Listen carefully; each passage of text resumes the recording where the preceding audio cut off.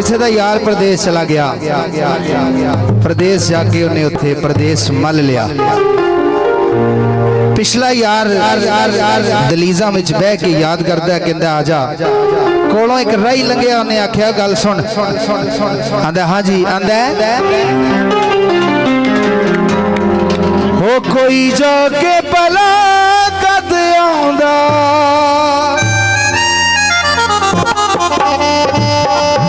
हो केड़ा लगियां नू तोड़ निभाउंदा।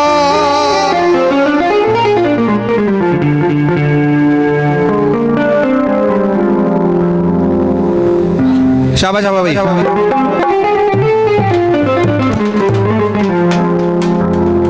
ओ कावा छड्डिया बनेरिया ते बोलना, तू भी छड्ड परा सजना नू टोलना।